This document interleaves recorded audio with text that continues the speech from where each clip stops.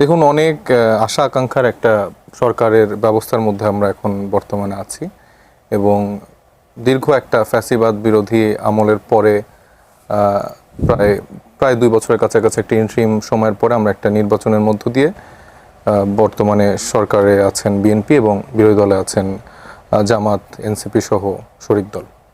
তো সেই জায়গা থেকে মূল্যায়নের যত আশা আকাঙ্ক্ষার পারদ বা যতটুকু যা ছিল সেটা আসলে কোনোভাবেই মিট করেনি।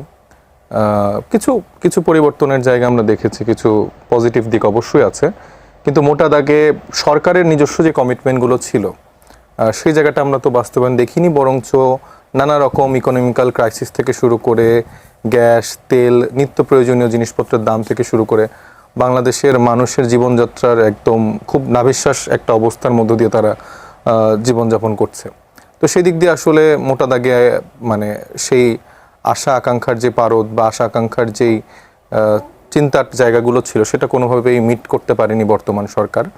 এবং খুব কাছাকাছি সময় সেটা কতটুকু তারা সমাধান করতে পারবে সেটার ব্যাপারেও খুব বেশি সম্ভাবনা আমরা দেখতে পাচ্ছি না, কারণ তারা সে নিয়ে খুব বেশি আশার বাণী আমাদেরকে শোনাতেও পারছে না।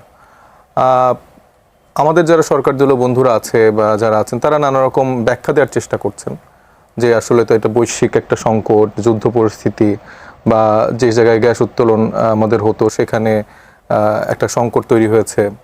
আবার পূর্বের সরকারেরও একটা দোষের উপর জায়গা আছে যে 17 বছর ধরে তারা মানে বেশিরভাগ বিনিয়োগ করে গ্যাস তেলের জায়গাটা রেখেছে, নিজেদের সক্ষমতাকে বাড়ানোর দিকে খুব একটা মনোযোগ দেয়নি।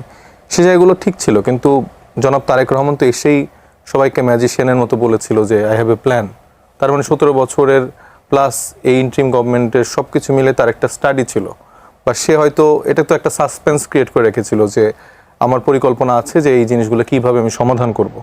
তো সেই সমাধানের কোনো দিকেই মানে কোন একটা সেক্টর যদি ধরে বলি, আপনি বললেন না যে 6 মাসের মধ্যে সরকারের প্রত্যেকটা মন্ত্রণালয় কেন্দ্রিক একটা যাচাই বাছাই বা তাদের যে পারফরমেন্স সেটা নিয়ে একটা বিচার বিবেচনা করা হবে, সেই দিক থেকে তো আমি মনে করি না কেউ কোনো একজন মন্ত্রী আপ টু দ্য মার্ক আসলে পারফর্ম করতে পেরেছেন। তাদের সবারই অভিযোগ যে এই 17 বছর ধরে যে এটা হয়েছে এই জন্য আমাদের আরও 16 বছর দেন, ও 17 বছর পরে হয়তো বা আমি আপনাকে পারফর্ম করে দেখাতে পারবো। মানে কথাবার্তার টোনটা এরকম যে স্বাভাবিকভাবে এই সমস্যাগুলো এখন সমাধান হচ্ছে না।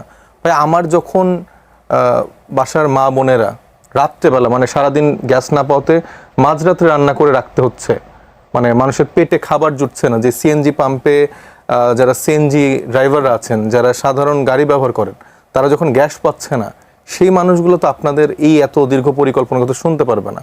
আপনার স্বাভাবিকভাবে এখন সংকট নিরাময় করার জন্য আপনি কি ব্যবস্থা নিচ্ছেন সেই জায়গাগুলো জনগণের কাছে আপনি পৌঁছান। আবার দেখেন তাদের যে ব্যবস্থাপনা আছে বা সরকার কি কি করছে। আগে আমরা ইন্ট্রিম গভর্নমেন্টের সময় অনেক সমালোচনার দিক থাকলেও আমরা দেখতে পেতাম যে তাদের প্রেস উইংটা অ্যাক্টিভ, মানে তারা কিন্তু প্রায় অলমোস্ট উইকলি বা ডেইলি বেসিস একটা কিছু না কিছু তাদের আপডেটগুলো জানাতো সরকারের তরফ থেকে কি কি হচ্ছে। কিন্তু আমাদের বর্তমানে প্রধানমন্ত্রী যেই প্রেস উইংটা আছে তারা কিন্তু সেভাবে প্রোঅ্যাক্টিভ না।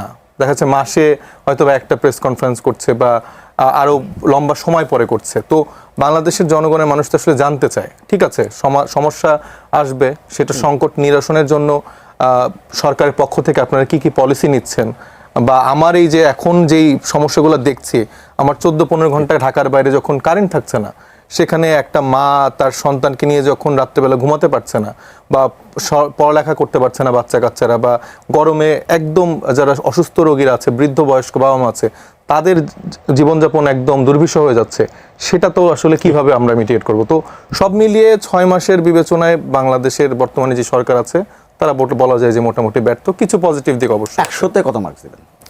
100-তে 14।